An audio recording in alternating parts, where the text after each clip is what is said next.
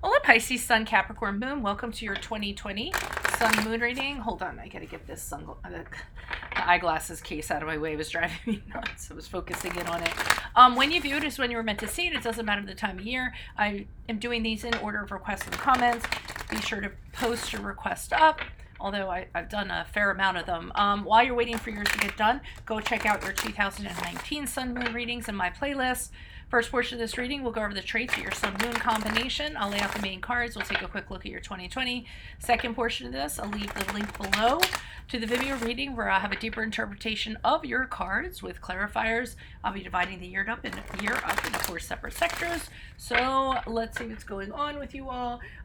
You guys are very aware of your limitations. And that's because your Capricorn moon kind of, holds you back, so you're not kind of all over the place. You do have a tendency to kind of not value your talents that you have. You tend to think about everything that's imperfect about you, even if it's just coming from your imagination, and usually that's exactly where they're coming from. You have a tendency to kind of think of everything you can't do rather than what you can do. So you're not realizing your full potential. You're very much the pessimist. You can be the cynic at times. The gloomy approach, that's going to hold you back, okay? So, and you're getting that from the Capricorn. I'm a Capricorn, so I can say that. I'm sorry, but we're a little dismal at times. If it wasn't for my Leo moon, I'd be lost for the most part. So, yeah, so don't let that hold you back. You are a sensitive person, so the fact that you are a sensitive person, it's even easier for you to kind of get dragged into the depths of misery or, being depressed or sad or what have you. You do tend to have a more negative perspective of life, be a little more melancholy than most of your Pisceans do. You do, but you don't kind of let people know that. You like to put forth an image or project something that you try to project that you're self-confident, fake it till you make it, and that you're very world traveled and very aware, but you're not really as confident as you appear to be or as you put out. When you were younger, you probably had to deal with things that were uncertain, a lot of fears, a lot of issues, and then as you grew older, you learned to balance these things out, and the way you did that was by channeling into your career or your profession and kind of getting worth from that. You are destined to become your own boss. Most Capricorn moons are, because you have determination, you have resolve. You guys have a lot of creativity too. Did we already mention that? I hope we did. Very kind, very sympathetic, and this is the traits that you all are very well known for. The good thing about your Capricorn moon, kind of holds you back from giving into everything and giving everything to everyone and being taken advantage of, or being all to somebody. Okay, you do want to be romantic, but your Capricorn moon disallows you getting taken advantage of. Until you find a person that makes you feel secure, it's going to be really hard for you to experience intimacy. Okay, you really need that in a relationship. You should work on loving and appreciating yourself first before loving somebody else is even possible. So that's what you should work on in 2020. You do need to have structure in your life. Even though you tend to be very independent, very self-sufficient, you still need to, have framework and constructs to feel more comfortable. Be a little more expressive about your feelings is another thing that you can learn in 2020. It's perfectly fine to open up and share them once in a while.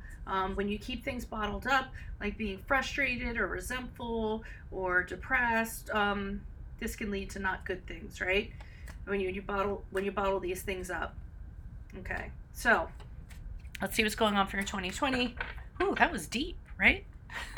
Holy Spirit, angels, divine guides, universe, can you please provide your truth, your wisdom, your clarity, and your insight for Pisces, Sun, Capricorn, Moon for the year 2020? What do you see? What do they need to know? Any special messages that you have would be greatly appreciated to help them reach their higher ground, become closer to universe and closer to divine for their greater good. Pisces, Sun, Capricorn, Moons, 2020. What do you see for January, February, and March? Pisces, Sun, Capricorn, Moons. We have the Two of Swords in reverse. If this resonates, consider a personal reading. Just send me an email. My rates are going up January 1st, so please be sure to jump in on it prior to that. Two of Wands in reverse for April, May, June. Also, ask me a question on Facebook. Not ask me a question on Facebook. Actually, ask me a question on Insta. Go check me out on Facebook. Check me out on Insta. We have the Four of Swords in reverse. And if you could like, share, subscribe, and or donate in the link before. Four of Swords in reverse is for July, August, September. King of Wands in reverse is for October, November, December. Okay, and I'll be pulling these clarifiers in the Vimeo. Two of Swords in reverse. Really have to make a decision. Don't want to make the decision. Don't want to make the decision because neither one of the things that you're being offered is going to be pleasant. You're kind of stuck in the middle, or you could be feeling like you're stuck in the middle in regards to the situation. You could be stuck in between two people and you don't want to side with either one because you know if you do that, there's going to be problems. It's going to cause difficulties of some sort. You're really, and I feel like you're emotionally, you're really kind of wrenched about this. You just don't want to choose. There's confusion associated with this. And like I said, you don't want to choose because either thing you do, you really don't want to do. I feel like it's very unpleasant. Often I kind of say in regards to that, get out your sheet of paper and write down pros and cons for both situations and pick the lesser of two evils is what I would kind of say about this. But I feel like it's wrenching your emotions. You really, and the thing is, there's an immediacy to it. I don't feel like this is something that you're going to be able to sit on indefinitely. I think there's an immediacy and an ultimatum, and this has to be decided fairly soon. I see in the beginning of the year you have decisions. The first half of your year, because we have the Two of Wands here in reverse. Now, Two of Wands is about decision. When it's in reverse, you don't want to decide because you're fearful. Okay, I mean, you're very fearful of what's out there. You don't know what's out there, and it's holding you back. Okay, not only is it holding you back, it's stunning your growth. So we kind of have two cards here where you're making a decision and you don't want to make the decision, but you're going to have to know that it's going to hold you back. Okay, it's not going to get you to where you want to be. If you need to formulate a plan or something to feel more secure, then go about doing that. If it has to do with trust issues, then work on those.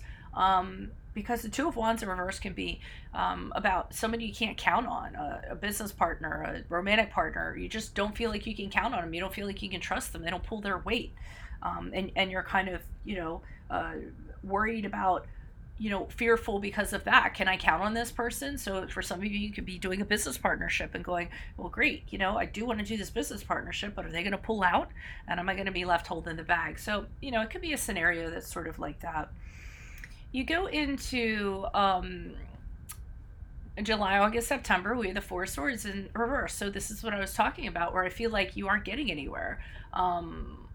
You're being held back. There is no growth. And you're not real happy about it because you're seeing it. You're looking around your life. Nothing's changing.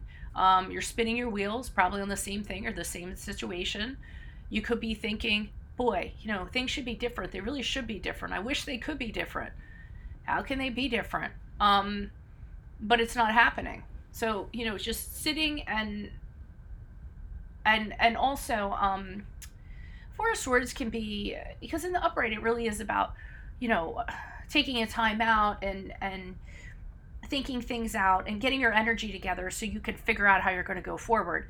The Four of Swords in reverse, it's just like you're so tired and you're so burnt out. You can't even put thought into it anymore. So you just keep on swirling around this like energy of going nowhere. Okay.